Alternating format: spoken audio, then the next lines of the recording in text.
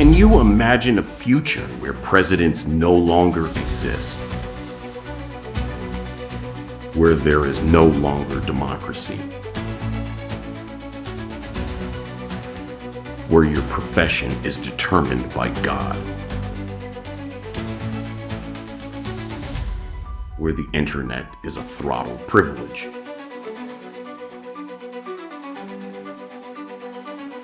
A world where there are no longer citizens, only vassals.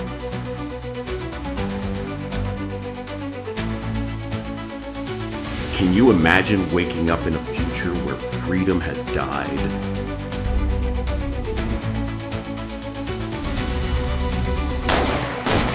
And kings have returned to reclaim their throne?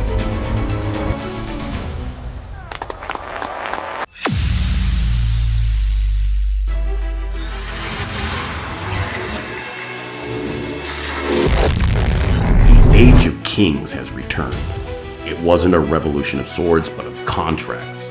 The transition began when republics declared bankruptcy and mega corporations foreclosed on the world. Presidents desperate to hold onto a sliver of power traded their sashes for steel crowns and their offices for thrones. Efficiency replaced justice. Dividends replaced rights. We ceased to be nations and became properties. The end of politics ushered in the dawn of the capital dynasty, where corporate success is the only law that remains. Maps were redrawn under the weight of steel. Entire nations merged to survive, while others fragmented into corporate fiefdoms. Flags lost their significance. Only those who possessed patents for war mattered. Big tech became the new royal courts, commanding private armies more lethal than any ancient state. Elsewhere, dictators who refused to relinquish power simply changed their titles, proclaiming themselves kings in their own right. Thus, amidst corporate mergers and delusions of grandeur, the world regressed 1,000 years, but with nanocarbon walls and plasma weapons. Welcome to the new Dark Ages, an era of glass castles and digital serfs. Living in the shadow of the walls isn't free. These aren't mere fortresses. They are gargantuan arcologies that make medieval castles look like toys. City-states that tear through the clouds, where millions of souls huddle together in levels of concrete and neon. But the real wall is the silence. The internet that once promised freedom is now a digital caste system. AI, once a global tool, is throttled by impenetrable firewalls. They thought they could break us, Now it's but just we the stand king's voice unbroken. whispering I words say to you now, The modern victory is vassal lives in inevitable. absolute disinformation, trapped in a private network where truth died decades ago. Here you aren't a citizen with rights, but an asset with an expiration date. We enter the old cathedrals seeking comfort, but we only find algorithms. Beneath the stone vaults, incense has been replaced by the ozone of servers. Here, faith is the kingdom's most powerful firewall, a sacred code that programs the soul for obedience.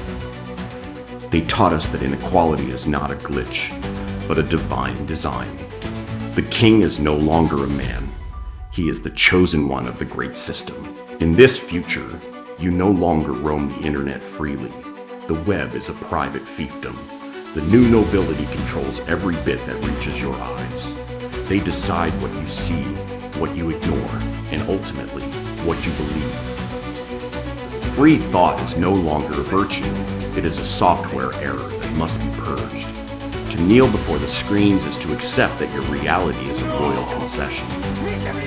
Because in the world of the new kings, questioning the network is not just treason. It is an anomaly that the system will erase without a trace. In the old world, justice was blind, slow, and human. Today, it is instant, perfect, and terrifying. Courts no longer exist, only the architecture of silence. A white room, a cold light, and a digital eye that processes your life in microseconds. The system doesn't need evidence. It has your logs, your private networks, your conversations under curfew, even the rhythm of your pulse as you walk past a statue of the king. Everything is processed. Disloyalty isn't committed, it is predicted. The algorithm knows your treason even before you can articulate it in your mind. There are no lawyers, no jury, no appeal. The new nobility has outsourced its wrath to a code that knows no mercy.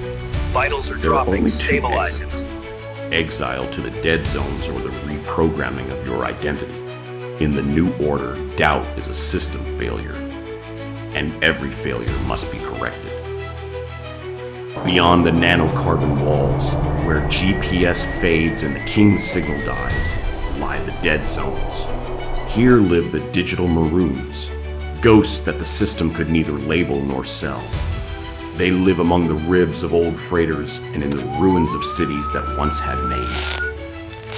They have no AI to whisper what to eat or what to believe. They have shortwave radios catching static and paper books whose pages smell of a forbidden time. In these cracks of empires, there are still those who gather by the fire to speak of rights and votes as if they were legends from a fantasy world. They are communities of the disconnected who have chosen hunger and cold over the golden chain. They know they are doomed, that to the world they are already dead, but they prefer to be free corpses rather than profitable assets in a king's database. They say empires are built to last 1,000 years, but they forget that even the densest steel has cracks. In the heart of the corporate cities, far from the eyes of the algorithm, the future is quietly brewing. It's in the small gestures, a father whispering forbidden history to his daughter, a community growing life on a cold metal balcony, a book passed from hand to hand by candlelight. They believe they've won because they control the network, but true sovereignty doesn't travel through fiber optic cables. Because no matter how many crowns are donned or how many contracts of servitude are signed, the human spirit is the only technology that no monarch has yet managed to hack. Tomorrow does not belong to the kings, nor to their digital courts, nor to their unreachable walls. Tomorrow belongs to those who, in absolute darkness, still dare to imagine a world without them. The seed has been planted, and spring does not ask permission for influence.